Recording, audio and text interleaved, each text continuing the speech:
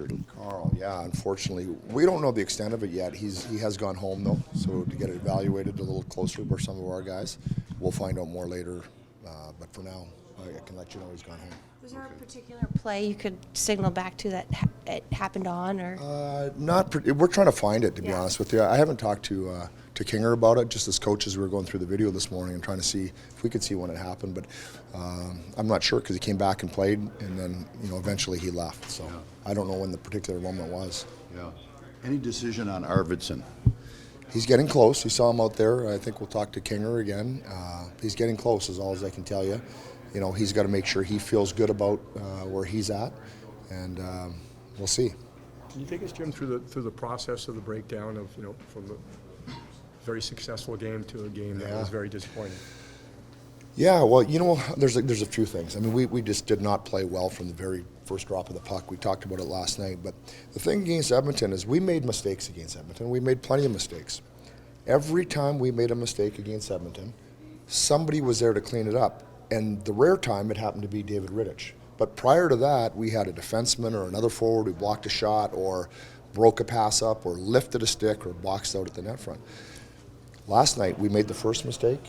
We made the second mistake. There was nobody there to clean up the second one, and left the goalie just really hung out to dry. That was clear.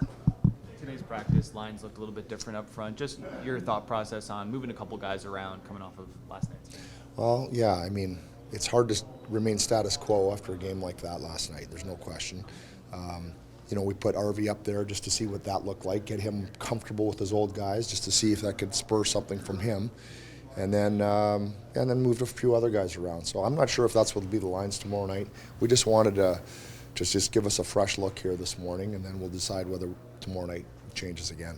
How much growth have you seen from Alex Lafreniere in your time here, from his start of the season till now? Yeah, I'll take it back to when he joined us for the playoffs last year, and you could see he was a good young player. But I'll be honest, I did not expect him to come in this year and take the step that he did over the summer.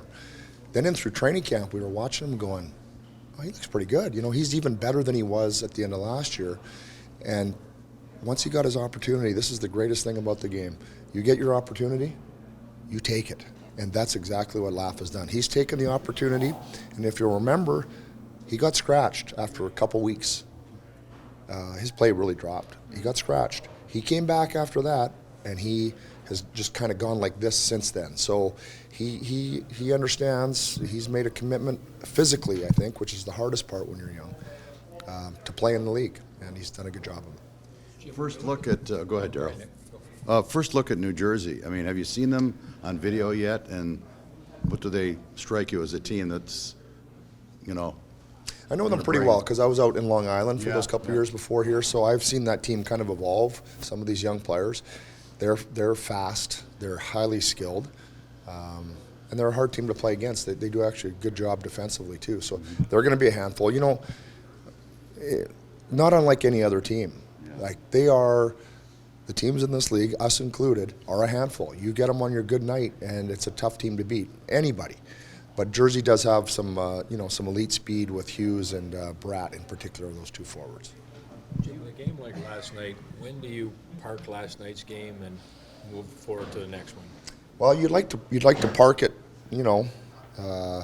shortly after the game, a couple hours, but we weren't able to do that with this one. This one took us into today and prior to practice to be able to park it because just of how the game went and where we're at with what we've just talked about, and that's recommitting to our identity. That wasn't it last night. So this one took a little longer, but it is parked now, and we look forward to New Jersey tomorrow night. Jim, I heard your comments after the game, collective, not individual. It was a tough night on the plus-minus for Andre. Just any thoughts there on how would you regroup after a night like that? I'm sure he's been through it a billion times. That's right. I mean, he's listen. This is the Frank Selke Trophy Award winner. Yeah. This guy knows how to play.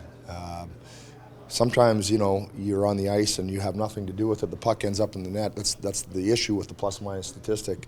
Everybody gets credited or debited the same way, and oftentimes it's one or two guys that really make the play, or on the positive side, or don't make it on the negative side. So I don't look too much at the plus-minus. I know that doesn't look good or feel good, but listen, this guy knows how to play hockey without the puck. When you're in a game like that last night in the third period, period, are there anything that you're maybe looking to learn or can learn from a game that's 5 or 6 nothing, but you still got to play? Right. Well, you always want to push. Nobody wants to give in. And despite the score being lopsided, I still thought we pushed. We had some chances. I thought Alex Turcotte, I think he ended up with 13-plus minutes. He got a chance to really get out there and show us what he can do with more minutes, and I thought he did a nice job with it. We moved the lines around. You saw Dubois and Byfield and Lafreniere play together. So we just tried to do some different things, and but the bottom line is we wanted to play to the whistle. When you look at those combinations that you put out, did anything kind of catch your eye to something maybe to revisit again at another time? Well, it could be, Evie, but the hard part is the score of the game. The opponent understands that they've got this thing, so you can't get too excited or too over-evaluate that game at that point, right? Because the other guys that one's in the bag for them. It's a small sample size earlier in the year, but we saw Dubois and Kempe have a really nice game. I think it was Detroit at home. Anything you liked about maybe how Juice's game fits with PL's game when they played earlier in the year? I mean, I don't know. I don't know that we've thought too much about that, to be honest. I know they did play a couple games together. I don't think it had any bearing on our decision to put them together for today's practice. We thought PL has had 2 strong games coming out of the break. Give him a chance to keep going.